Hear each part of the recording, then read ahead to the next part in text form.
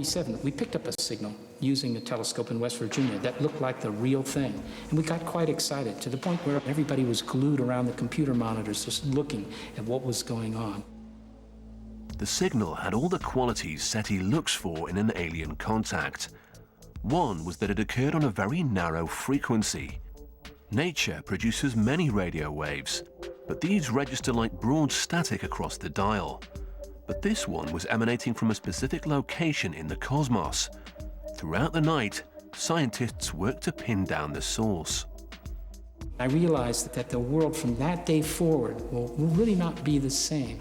I was very nervous, actually, because I didn't know what the consequences were going to be. It took 3 days, but the engineers and scientists finally identified the signal, and it wasn't alien. As it turned out, the signal was due to a European research satellite, the SOHO satellite, the signal of which had just gotten into the structure of our antenna. And that was a bit disappointing. To date, the industry experts, SETI, haven't found any evidence of extraterrestrial intelligence. As of now, one thing you can say, and that is we have not conclusively proven the existence of any life, intelligent or not intelligent, beyond the bounds of Earth. So what does this mean for Mars? 30 years of remote observation so far appear to have done nothing but confirm that our nearest neighbor is dead. But the idea of life on Mars has begun to make a comeback, and it's all because of water. When NASA scientist Chris McKay saw the 1976 Viking images of a dry, barren Mars, he was intrigued. I remember the overwhelming impression I got was the lights are on, but nobody's home. What McKay is referring to is what he poetically calls the ghost of water past. Here in the Mojave Desert, he explains what he means. There's no water in this lake bed now, but the geology, the surface of the ground, shows evidence that there was water here. And that's what we see on Mars. We see dry lake beds. We see river beds that have no water in them, but clearly did at one time. And this is the evidence that Mars had water. And it's that water that's of interest to us from a biological point of view. The Mojave actually gets more than 12 centimeters of rain a year. But Dr. McKay uses this desert as a near waterless zone in which to conduct experiments relevant to his theory about Mars. And it seems that life can thrive in these conditions. We find microscopic life, microscopic algae, that have learned to survive under dry conditions. This organism, this algae, is the dry version of pond scum. They wait out in the dry for months, maybe years, and then a rain comes and they very quickly set up shop and do their biological thing, and then it gets dry and they shut down and wait again. Dr. McKay isn't claiming that Mars is populated by desert algae, but he thinks the odds are in favor of past life. If we were to imagine what would the last Martian have been like as Mars went from a fairly wet, Earth-like environment to the dry desert that it is today, it would have been probably an organism like this. So, according to McKay, if life ever existed on Mars, it was probably microbial. And microbes bring us full circle. Some scientists believe we've already found life on Mars because of some mysterious clues discovered in a Martian meteorite. Life on Mars may be less to do with little green men and more to do with little green rocks. The 1976 Viking mission to Mars was a triumph of modern space exploration. But one unexpected bonus was information that could be used to further study our alien visitors, the unidentified meteorites sitting in cold storage on Earth.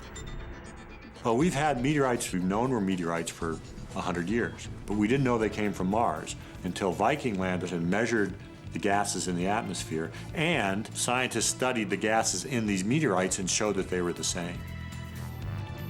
But how does a Martian rock get to Earth in the first place? Scientists think that an explosion, probably caused by the impact of an asteroid hitting Mars, blasts a rock off the planet and into space. It then hurtles around our solar system until, if it's very lucky, it gets caught by the gravity of our planet and plunges to Earth. For NASA scientist Dr. Everett Gibson, these meteorites have sparked a remarkable voyage of discovery. For one to have life, you have to have the presence of water, you have to have the presence of carbon, you have to have an energy source, and you have to have geological processes. All of these four fundamental things are seen within the Martian meteorites. So, the conditions could be right for life to exist on Mars, perhaps in the past. And it seemed that NASA was about to prove it, thanks to that odd little meteorite, 84001, from Mars. 600 million years after this rock was formed in the crust of Mars, you get water percolating through the rocks. It's saturated in carbon dioxide from the Martian atmosphere. As the water basically evaporates away, it potentially leaves the carbonate behind. The meteorite confirmed that Mars had once been wet, but there was more. The carbonates contain organic matter. The carbonates contained an iron oxide mineral, magnetite. Here on Earth, magnetite, essentially magnetic crystals, is often produced by microscopic life forms. The investigators then looked even closer using the most powerful microscope at their disposal and got an even bigger surprise. They saw what looked like minute worm-shaped structures. The scientists were elated, but cautious. We said one explanation could have been biology operating. Could have been the signatures of something like a life process. Was this all finally confirmation that there was life on Mars? From the moment they were first announced, the microbes have been controversial. Critics say that the carbonates, organic matter, and magnetite crystals can be explained through other non-life processes. And many people believe that the worm-like structures are actually clumps of a coating material used to examine the sample in the laboratory. Others point out that the rock could have been contaminated at any time during the thousands of years it was lying around here on Earth. But nonetheless, the possibility of ancient Martian bacteria has reinvigorated the theory of life on Mars. If, once upon a time, Mars had been warmer and wetter and had some early form of microbial life, did it survive, thrive, and grow up to build complex structures? It's a nice idea, but it seems unlikely, especially when you consider that conditions on Mars are dry, radioactive, and extremely cold. It's often suggested that surely nothing could survive in this hostile environment. But perhaps we've been underestimating the nature of microbial life. Astrobiologist Penny Boston is searching for life on Mars by dropping deep into this heart of darkness. This is a lava tube, a subterranean cave formed by underground lava flows during a volcanic eruption thousands of years ago. And Boston has an unusual objective. Sometimes they're in crevices, sometimes they're kind of hard to see.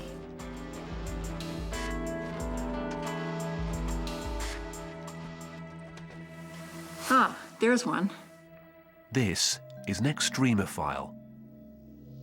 We're looking for what we astrobiologists call extremophiles in this environment, and that means that they're organisms that are living in very difficult conditions. In this particular case, these organisms are living in a very cold cave right around freezing. They are making their living without benefit of sunlight, and there's almost nothing to eat in this cave. In recent years, scientists have discovered tenacious microorganisms living in all forms of extreme environment. And if they can do it on Earth, why not on Mars?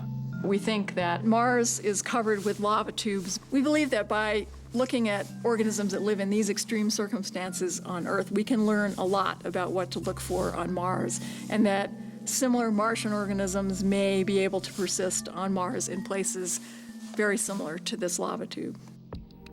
To find out, Dr. Boston has created her own little Mars environment biospheres. Essentially, she's exposing a range of microscopic Earth life forms to a variety of elements that can be expected on Mars. They have been subjected to Mars-like levels of high ultraviolet radiation and Mars-like temperature cycles. We have given them atmospheric compositions from very low levels of carbon dioxide with nothing else to perhaps 1/10 the density of Earth's atmosphere, and tested them under those conditions. So far, she's isolated 36 different strains of organism that thrive quite happily, meaning that in theory at least, life could survive the harsh conditions of Mars. But there's one problem. There's one thing for sure that we know, and that is that all forms of life on our planet require liquid water. We don't know if that's going to be true on other planets, but we think that where there's going to be life, there's going to have to be water. This simple fact has helped scientists in the 21st century refine the search for life on Mars into a comprehensive strategy. Dr. Jim Garvin is chief scientist at the Goddard Space Center and a veteran of NASA's Mars exploration program. NASA uses a term, follow the water. Following the history and record and abundance and inventory of water is a wonderful way to search for something as tough, perhaps elusive, as life. We already know that Mars was wet in its ancient past and has reservoirs of ice in its polar caps. But using remote sensing technology, NASA has found what could be evidence of a modern water cycle. We've discovered tens of thousands of hillside gullies that clearly released a fluid, likely liquid water, in the extremely recent geological past. Scientists have also discovered that Mars has a vast underground reservoir of ice, spanning about 30% of the planet. The reservoir of water under the surface may include liquid zones. They may be liquid under the ice caps, they may be liquid hundreds of meters deep, they may be liquid tens of meters deep. All that points to a modern liquid water cycle on Mars. Where there's water, there could be life. And when it comes to the question of life, Dr. Garvin is a believer. Absence of life in all senses of the word throughout time on Mars. Is that a possibility? I actually believe not. All the right building blocks, initial conditions, the same that we think persisted in early Earth, must have been at Mars. So, the tale of two planets. Where do they diverge? This is what drives the international space community to take aim at Mars. Over the past 30 years, dozens of unmanned missions have been launched. But the red planet has become something of a Bermuda Triangle, with roughly 2/3 of all missions ending in failure. Given the danger and high cost, plans for a manned mission have been delayed for decades. But Dr. Bob Zubrin refuses to let the dream go. NASA had plans to send people to Mars by 1981. Those plans were credible. We should have been on Mars a quarter century ago. Bob Zubrin is president of the Mars Society, a coalition of scientists from all walks of the international space community. The Society has been lobbying Congress, NASA, and the government for years, determined to keep Mars exploration on the radar screen. And Zubrin has been making his own preparations. The Mars Society has set up Mars analog habitation modules in the deserts of Utah and the remote landscape of Devon Island in Canada. What we're doing at these stations are really what someone would call operations research. We're trying to find out what field tactics and techniques would be most usefully applied on Mars, what technologies would be most useful to the crew. Zubrin has more in mind than a quick trip across space. He plans to colonize the planet.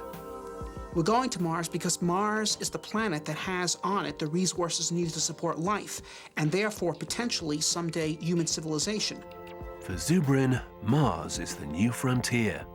Whether or not there has been life on Mars, whether or not there is life on Mars, there will be life on Mars. And it will be us. There's still the mystery of the pyramids, the supposed signatures of an ancient Martian civilization. What if the beings that built the face are coming back? Could the enigmatic face in the hills of Cydonia really be a calling card from a lost civilization? Ironically enough, we might pick up some clues at the World Science Fiction Convention in Southern California. We're not here to look for Martian monument builders. Rather, we've come to meet astronomer Phil Plait. Plait's mission is to provide participants with a healthy dose of science fact. And today, he's taking on the face of Mars. Just so we're clear on this, it's a rock that looks like a face. And it's not even that good of a face. It looks like he's got, I don't know. Phil Plait is the creator of Bad Astronomy, a website and book dedicated to exposing what he calls pseudoscience. And he thinks the solution to this Martian riddle is simple. There's a trait called pareidolia, and it is the tendency to see faces in random patterns. And we see this all the time. But whatever the reason, Phil Plait thinks we can't always trust the evidence of our own eyes. Our brains don't like random patterns. They want to find some sort of real pattern in the noise, in the randomness, even if it's not there. And so you can just take a collection of dots and you might see a head, or you might see Jesus in it. But that's just your brain trying to find a pattern desperately in something that is patternless.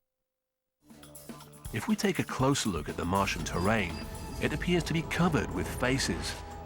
But Plait insists they're just face-like patterns, not monuments to ancient civilizations. But Richard Hoagland, the leading advocate for the theory of monuments on Mars, has countered this argument for years. He insists his theory is based on more than just a pretty face. If I had to stake my entire almost 30 years now looking at this, that there was at one time intelligent life on Mars and they built something, I would say the geometry of Cydonia is now trillions to one against it being chance, and in any man's or woman's science, when you have that level of odds in your favor, you can say with relatively good backing that it's real. But NASA scientist Jim Garvin has this to say about geometry. It is possible to construct geometric patterns between anything. There's an infinite number, in fact, of different affine geometric patterns between this feature and that feature and this feature and that feature. To read one as being the answer to this particular small patch of Mars is extremely challenging to me and to the science community. According to Garvin, those interesting pyramids and tetrahedral landforms are all wind. If the wind is blowing one way for a while, and the next season it blows this way, and the next season it blows this way, and the next season it blows this way, what happens? Over time, if that's the consistent pattern of the wind, sandblasting, in this case a hill about 10 blocks in scale, you can produce landforms that remind one of pyramids. Similarly formed natural structures called yardangs are found in the dunes of Egypt's western desert. Dr. Garvin sees the Cydonia region as a natural landscape shaped by the forces of erosion. But what about the face? When I look at this picture on Mars, I see positive relief landform, a hill of the scale of multiple city blocks, very similar to tens of thousands of others on Mars. But Dr. Garvin believes you can't prove anything with a two-dimensional snapshot. So in order to analyze the structure properly, he's created a 3D model of the landform by combining topographical data with a high-resolution 2D image. This allows him to observe the face as if he were flying around it in a helicopter. And from this height, the face dissolves into the landscape. There are no eyes and no mouth to be seen.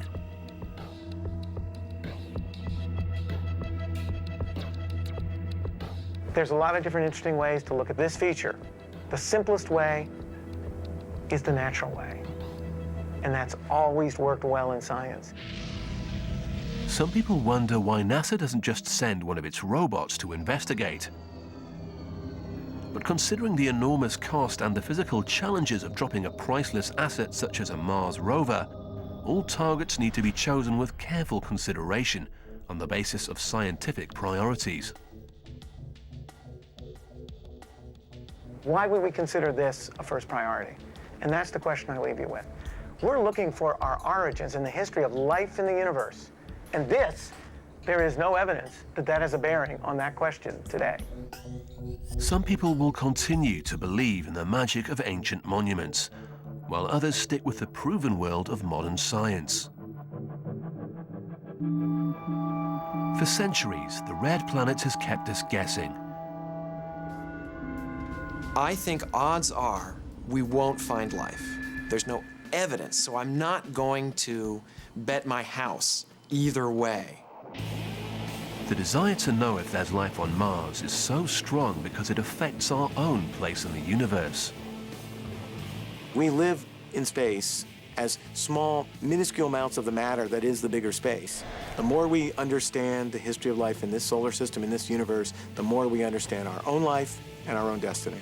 It's been 30 years since a human last set foot in another world. If space exploration is to become a reality, not just of the past, but of our future, perhaps it's now time to set our sights on Mars. There's some moments in history where you have the capability of doing something important, and I think that this generation has the capability of finding out whether we're alone or not. It's something we all need to know. If we search the universe and we find no evidence of life, we should start taking seriously the possibility that life on Earth is unique, really unique, and that in a very real way, the contribution of Earth to the rest of the galaxy, to the rest of the universe, may be life itself. Perhaps even our worst Martian nightmare is better than finding out that we really are alone in the vastness of space.